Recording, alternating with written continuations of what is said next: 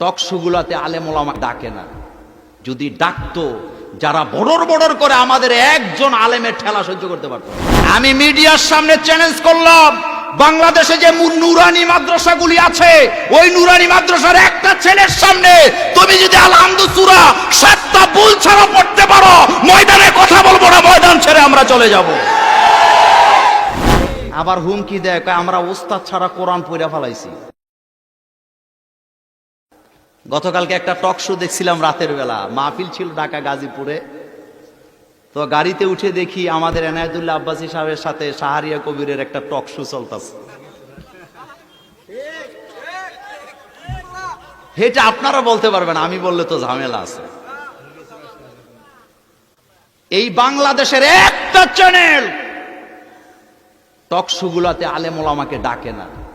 যদি ডাকতো, যারা বড়র বড়র করে আমাদের একজন আলেমের ঠেলা সহ্য করতে পারতো না। কালকে তো একটা স্যাম্পল দিছি মাত্র। আমরা কি দিছি? সমস্যা কি জানেন?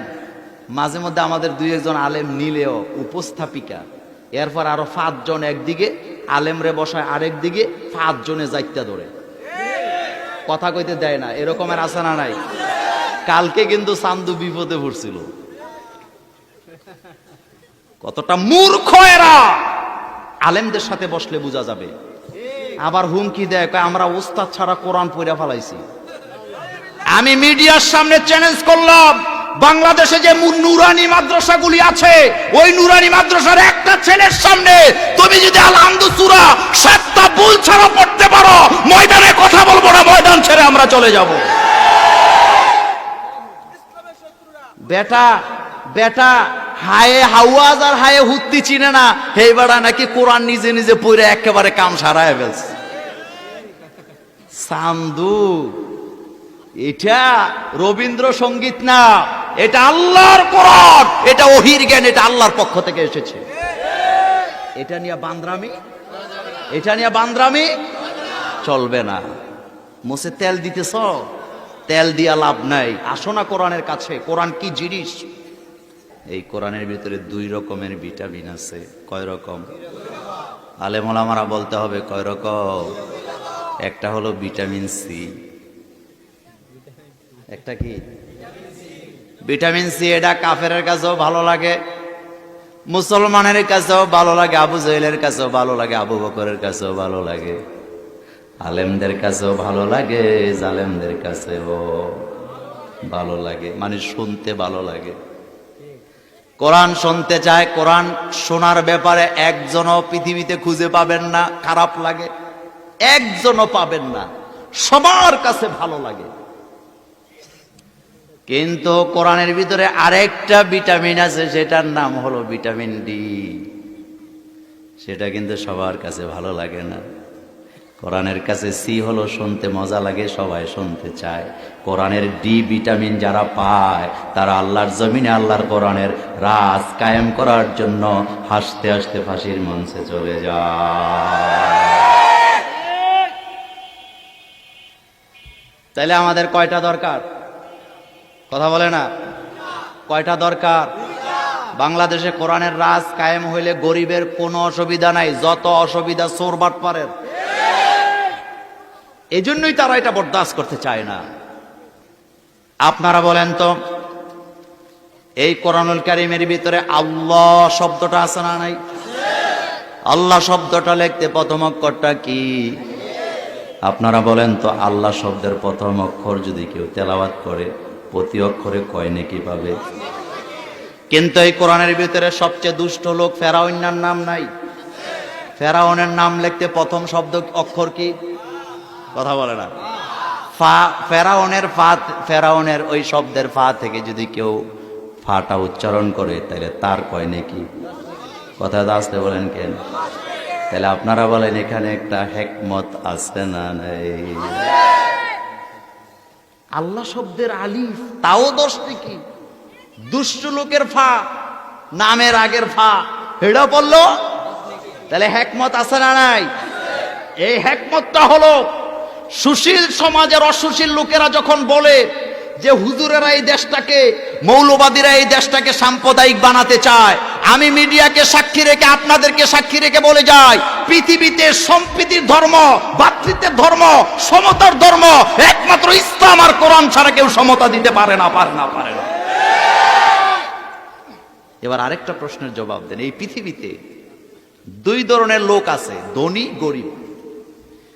ধনীদের মধ্যে কেউ লাখপতি, কেউ কোটিপতি, কেউ হাজারপতি। গরিবদের মধ্যে আলাদা কিচ্ছু নাই। কিন্তু আপনাদের এলাকার লোকদের কাছে আমার প্রশ্ন, আল্লাহ রাব্বুল আলামিন ধনীদেরকে বেশি ভালোবাসেন নাকি গরিবদেরকে বেশি ভালোবাসেন? কথাটা আসতে বলেন কেন? গরিবদেরকে আল্লাহ যে ভালোবাসেন তার একটা মূল কারণ আছে না নাই? মূল কারণটা হলো, এই পৃথিবীতে যত ধনী আছে,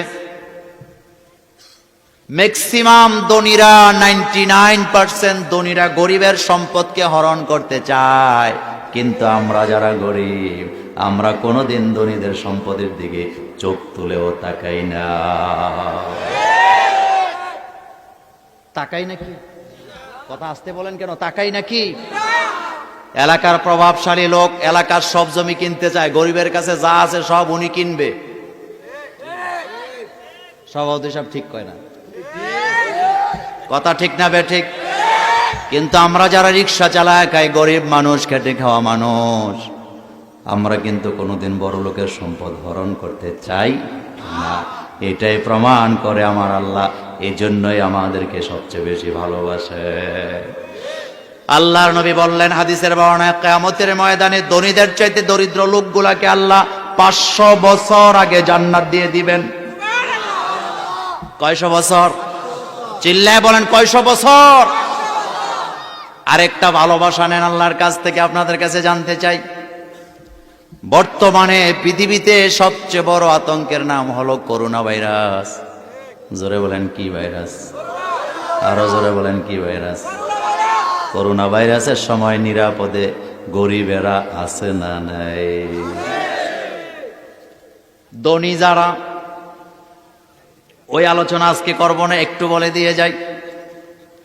যাদের টাকা পয়সার অভাব নাই, বাঁচতে চায়, হাত মৌজা, পাও মৌজা, কান মৌজা, চোখ মৌজা, এমন পোশাক পরে মনে হয় যেন চাঁদের দেশের থেকে নাইমে আইছে। কথা ঠিক না বেঠিক? কুমিল্লা একটারে পাইলাম, বললাম ভাই চাঁদের দেশের থেকে কবে আইছেন? আপনার তো নীল আমস্ট্রং এর মতো লাগে। কয় হুজুর বাঁচতে চাই। আমি বললাম লাভ নাই, কারণ আল্লাহ যাকে টান দিবেন দুনিয়ার কেউ তাকে রাখতে পারবে না। আর আল্লাহ যাকে বাঁচায় দিবেন দুনিয়ার কোনো মহামারী তাকে টাচ করবে না।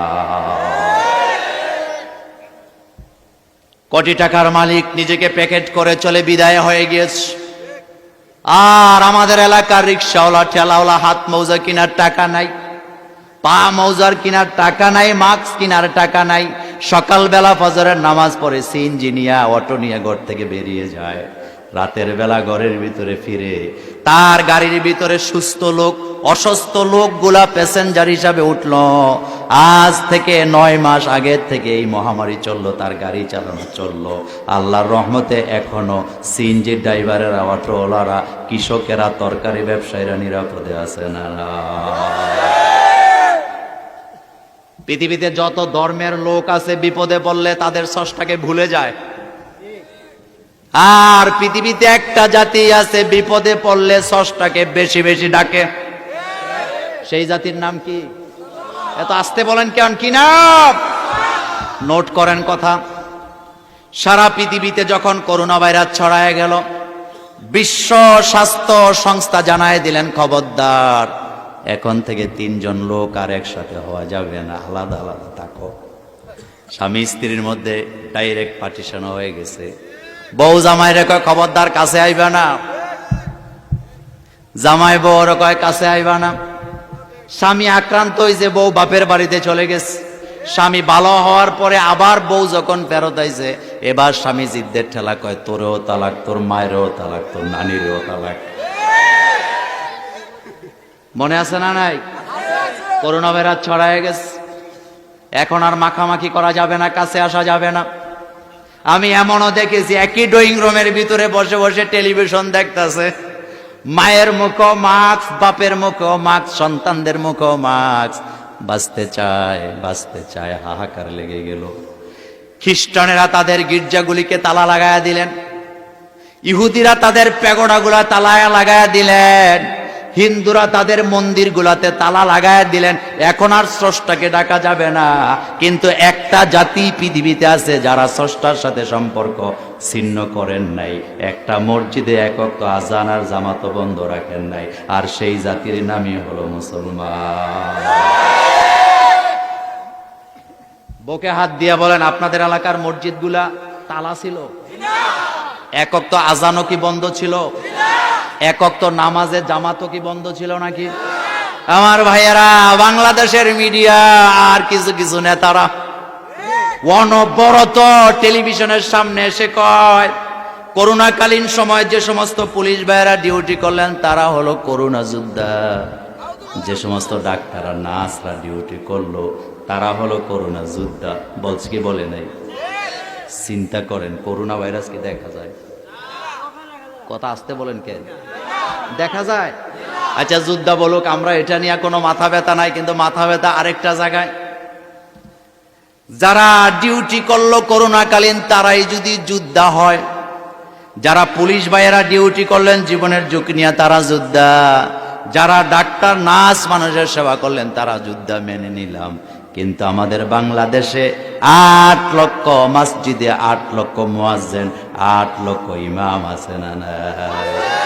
তারাও তো এক ধরনের যোদ্ধা, কারণ তারা তো জীবনের ঝুঁকি নিয়ে আযানও বন্ধ করেন নাই, নামাজের জামাতও ছেড়ে দেয় না। ঠিক কিনা?